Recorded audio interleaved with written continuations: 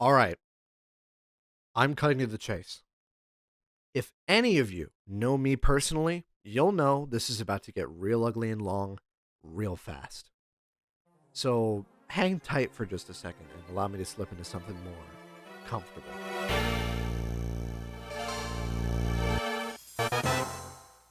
Ah, much better. Now let's talk. Tiff, Fumu, whichever you prefer. I am tired of all the hate that she gets, and it's high time that someone clears the air about it. All of the hate she gets is completely unwarranted. It's all either wrong, bigoted, or thrown onto her like a scapegoat, when there is clearly a much larger culprit that deserves all the critique. It leads me to wonder if we're even talking about the same character, or if these people watch the same show that I did. It certainly doesn't feel that way. Now, I'm of the personal belief that even though media literacy is effectively dead, people can still learn to appreciate and understand anything they set their mind to. And what better way to help people understand something better than an excruciatingly long video essay? Don't worry, I'm very aware of the irony at play here. But this isn't just gonna be me shoving facts about Tiff down your gullet and hoping that everything just magically clicks. No. This is an in-depth, total crackdown of her entire arc and personality. And along with that, I'll feed something entirely new to the crowd of haters. Something more fulfilling, something more correct, and most importantly, something that can be hated constructively. Because there is nothing wrong with being a hater as long as you're doing it right. And all of you are doing it very, very wrong.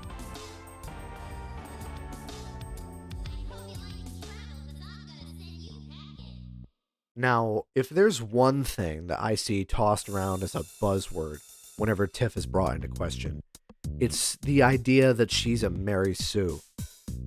For those who don't know, the few of you that don't, a Mary Sue is a character archetype centered around a young female character that has no flaws whatsoever.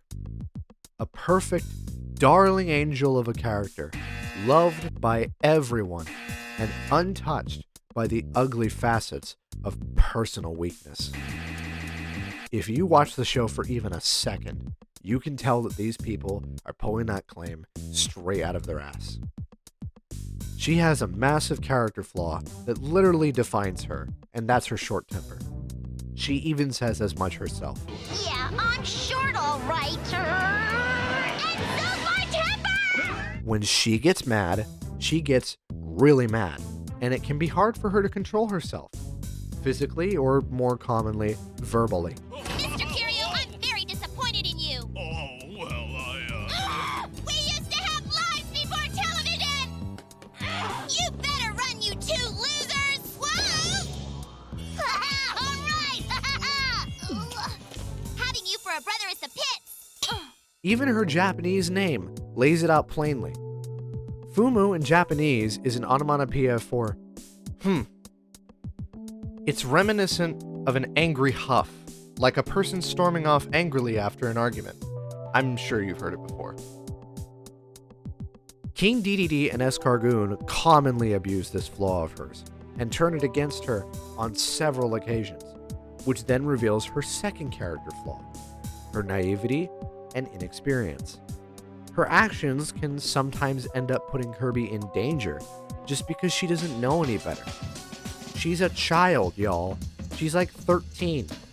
She may be smart, but it's impossible to know everything. She can't just look at a monster and instantly know, oh, this one doesn't have an ability that Kirby can copy, or, oh, this monster can't be inhaled normally because it's too heavy. You would only know that if you've encountered it before. You might have seen it coming, since you're a Kirby player, and Meta Knight might have seen it coming because he's a war veteran, but this is her first time. Cut her some slack. Anyway, her final glaring character flaw is her incredible stubbornness. Oftentimes, she cares too much to to just let things go. Another trait exploited by DDD in his cartoon. She's stubborn, incredibly so, and she won't back down from anything she thinks is unjust, even if it directly threatens her life. All of these contribute to everything getting on her nerves. The poor girl is getting exploited at every second, and no one acknowledges that? I'm just supposed to believe that, despite these massive flaws, she's still written and portrayed as a perfect little girlie who can do no wrong? I find that very hard to believe. No one is perfect.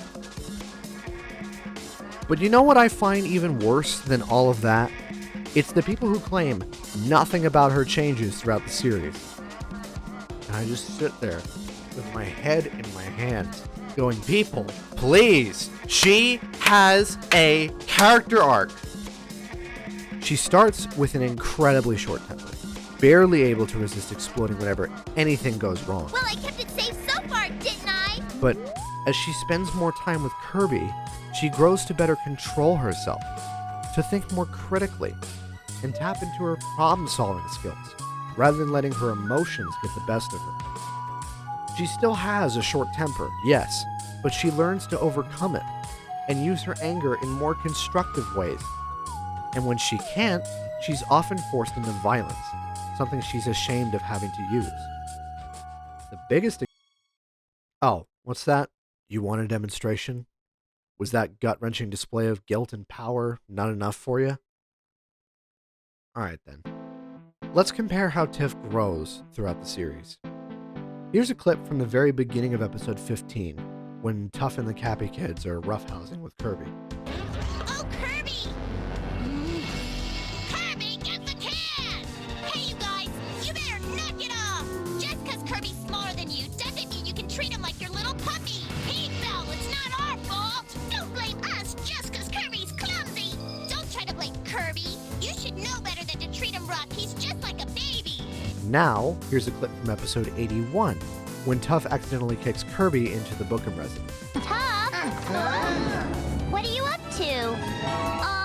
Tuff accidentally kicked Kirby through the window. But Chief Bookham's not home. We'll tell him later, but first you have to get in there somehow and get Kirby out. Notice how she doesn't immediately lash out? If this was the beginning of the series, she'd be on Tuff's ass in a picosecond, ridiculing him for everything that he's doing wrong. But here, she stays level-headed and calm. And this isn't something that just comes out of nowhere either. This is a subtle change that develops in the background, and you get to watch it unfold in real time. That's good character development. Meta Knight also helps her to improve in several ways.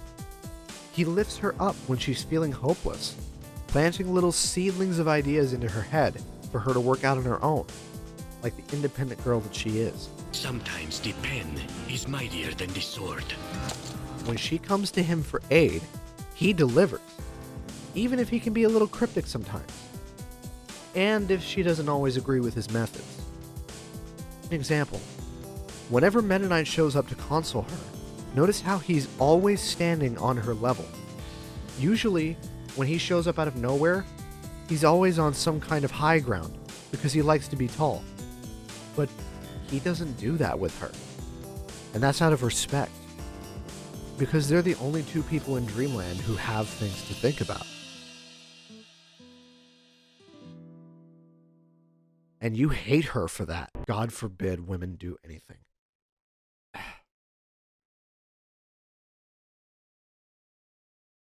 Riddle me this. What do you get when you combine a lack of understanding in topics many people consider to be baseline and easy, Help us, Meta Knight, we gotta do something! Our deeds bind us to fate as surely as the sun sets. Could you say that in English? savant level intellect in very specific topics, Hey, Tiff! What is that thing? An optical illusion! Every drawing's a little bit different, but they change so fast that your brain thinks the picture's moving. Shell collecting is fun, but it can also be quite educational. Some creatures like clams have two shells that are connected. Other creatures just have a single shell. Number just means to multiply it by itself.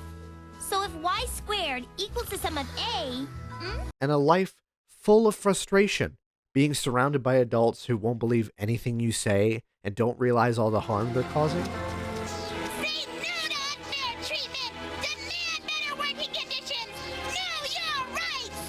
Get lost! Yeah, you get an autism diagnosis. Tiff's placement on the autism spectrum is clear as day.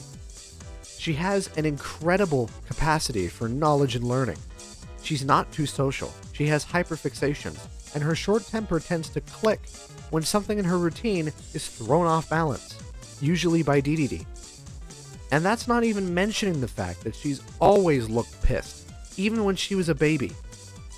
These are the most blatant and basic signs of autism. Front page Google results will give you all of these right out of the gate with no filtering required. Okay, some filtering is required to get out all that AI garbage, but still. And for the record, I know that's not saying much, but if even Google can get it right, that says a lot. And it says even more about the people who blindly hate her without looking into her character. If you didn't know that before, I'm sorry that this is how you have to find out, but if you did know that already, congrats. You understand her on a deeper level than 80% of the fandom, and I will love you forever. Making her autistic was intentional too. I have no doubts about that. With the young age demographic the show was going for, any form of autistic representation is incredibly powerful. To see her succeed and thrive, to hear her speak her mind and fight for what's right, no matter how hopeless things look. It's a breath of fresh air, especially for kids in tough circumstances who might want to be like her, who might wish to have the same freedom but just don't have the guts. She gives them the guts, just by being her unapologetic self. And that's one of the many things about her that makes her so compelling. If you don't like Tiff because of her personality, now might be a great time to read the room and realize what that might say about you. It's a very insensitive thing to just admit freely and proudly, especially within the fandom that you call home. Let's go! This chapter is less about Tiff and more about Right Back At You as a whole, but I feel like Tiff takes the brunt of this very fair criticism way too much. The whole concept surrounding Right Back At Ya is that it adapts a video game series into a show. By this point, we've had plenty of examples. The Super Mario Bros. Super Show, the Donkey Kong Country TV series, several seasons of Pokemon, and possibly many more. But most of those adaptations create a lot of distance from the form factor of their source material. Now, this isn't necessarily a bad thing.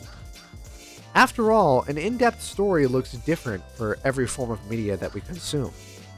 It makes sense to distance these shows from their video game formats, because it allows them more creative freedom in storytelling. Well, Right Back At You doesn't do this as much as the other shows do. In fact, I would argue it doesn't do this at all. For a multitude of reasons, Sakurai during this period was kind of a pussy. So he removed Kirby's agency as a character and ability to speak for himself, making him just be the catch-all who wins the day. An interpretation that is more closely tied to him being a controllable main character. Because, strictly speaking, through the lens of the player, Kirby is nothing more than who you're playing as, who you control. You press the button and he does a thing. He doesn't have free will, he doesn't have a voice, he just does whatever you command him to do for progression. In the show, Kirby is shown to have autonomy roughly 7 times. Every other time he's seen, he's either fighting a monster and being commanded at every opportunity, or he's just there to look cute and make the funny Poyo sound. Rightfully so, people don't like this interpretation, and I agree with that sentiment. Kirby deserves depth and a voice, and his public perception has been tarnished as a result of this one crucial mistake. This is point number 1 of a list I'm going to be calling things people should be criticizing Right Back At You for. Point number 2 is the lack of depth and scope the lore is taken into. The original established lore, as in the stuff made specifically for this adaptation and not what's taken from the games, leaves a lot to be desired that was never capitalized on.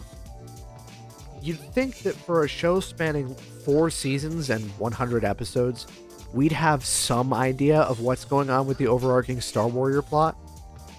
Well, not really. We only know bits and pieces, some of which are confusing and directly conflict with each other.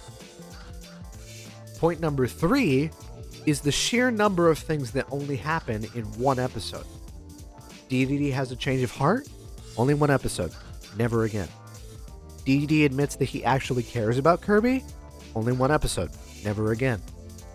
Hell, the amount of one-off characters that aren't monsters outnumbers the amount of mainline Kirby games as of the writing of this script. That's how bad it is. And on top of all of that, I can think of dozens of examples of character arcs and traits that get completely retconned or forgotten in later episodes, or episodes that just pretend those earlier scenes didn't happen. It's a problem dozens of characters share, and it's not just the usual suspects.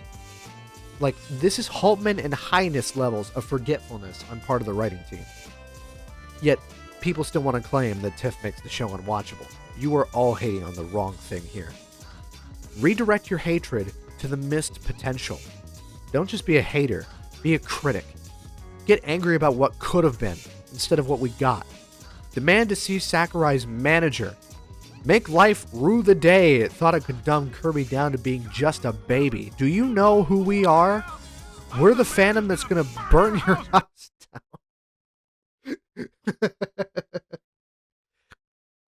down. Sorry, I don't know what came over me there. Anyway, that's besides the point. The point is, if you're going to say you don't like something, don't just shit on it at every opportunity over the smallest little things that irk you. That's incredibly disrespectful, and you should be ashamed of yourself. Look at the bigger picture and turn your childish hatred into proper, educated commentary and criticism. So, since Kirby isn't allowed to speak, we need someone who can. And they have to have some sort of staying power to remain relevant. The solution? Create 2 new characters and make them act as a Kirby player would. Make them root for him. Make them cherish him. Make them the ones who hold his key to success. The Warp Star is the source of Kirby's power. He has only to see it to get his power, but he is unable to guard it for himself. It can only be kept safe by one who truly loves and cares for him. It's a genuinely interesting dynamic that you don't see often. They were created with a direct vision of the player in mind, and writing a character like that takes some seriously amazing skill and understanding. Maybe I'm in the minority here, but considering Sakurai's incredibly strict guidelines, I think this is the best route the writers could have taken. They have their strengths and weaknesses, as all writers do, and it shows in this aspect most of all. I think they did an incredible job with the unfortunate circumstances they were given. They poured a lot of effort into making Tiff and Tuff relatable and fleshing them out enough to have a sense of identity beyond their function in the story, especially with regards to her autism coding, as I had mentioned earlier. There's so much more to their inclusion than just because Kirby wasn't allowed to talk. That sentiment is so surface level, and I see it so often, that it genuinely gets on my nerves. They don't just speak for him. They're his only friends in a world so unfair and cruel to him. The Cappies, in their infinite wisdom, are quick to blame him for everything, or side with whatever DDD is plotting. His housemate is the biggest asshole in town and has no self-control, going out of his way to be cruel for absolutely no reason. All Meta Knight ever wants to do is prepare him for war. DDD and Escargoon want him dead. It would be a lonely world without them. Haven't you ever felt that way? Alone in a world that seems out to get you? I know you have. And if you had someone in your life like Tiff and Tuff, you wouldn't give it a second thought. Because you have them. And they cherish you and support you no matter what. They may have flaws. Like I said, no one is perfect. But they help you. And you would appreciate that like nothing else. And in dark times, it's all you can ask for. Don't even think about trying to tell me otherwise. We're all very happy that you came to Dreamland. Kirby, we love you.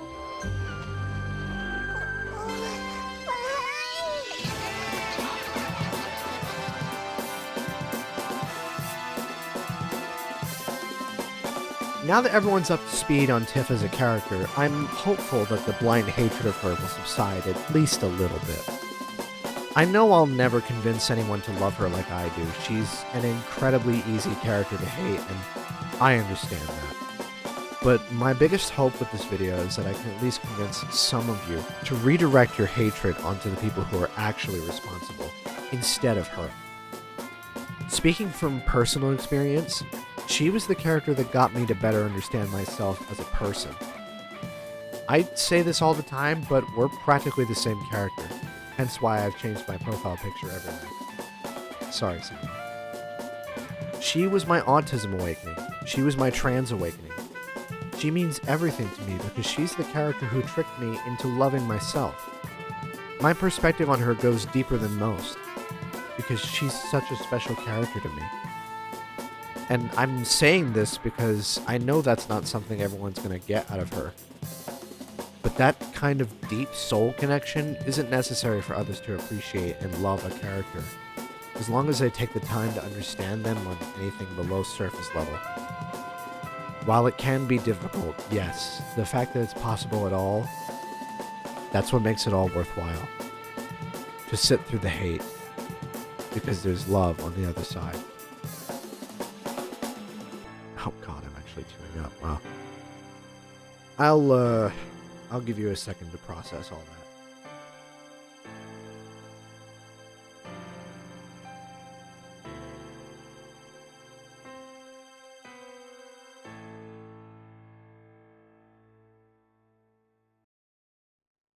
Okay. Are we all good now? I hope so. The last thing I'll say is this.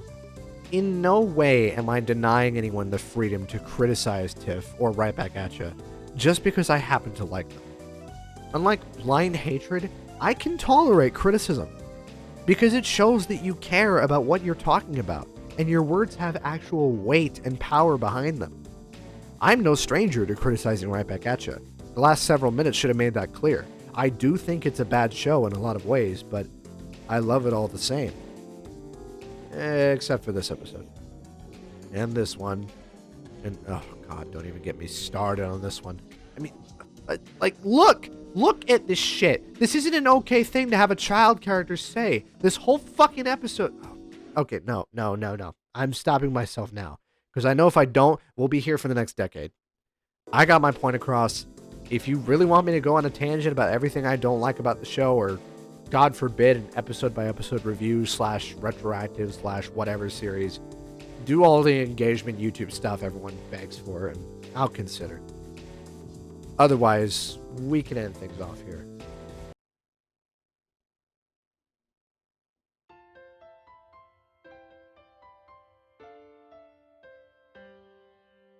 Hello, End-Card Warriors. I'll be the first to admit this. Exposing myself to a large amount of hate for my favorite character is likely to make this more personal and emotional than it needs to be, if that last little tangent didn't make that clear enough. I'm 100% certain that my analysis is just going to come off as a rant and hurt my arguments, but I'm looking past that in favor of pushing the raw power of my love for such an overhated character. Plus, even if I am an unreliable narrator in all this, maybe I'll inspire other Tiff fans to speak out. We gotta stick up for each other after all. And it also fuels my kinship to know that I have her exact same character flaws.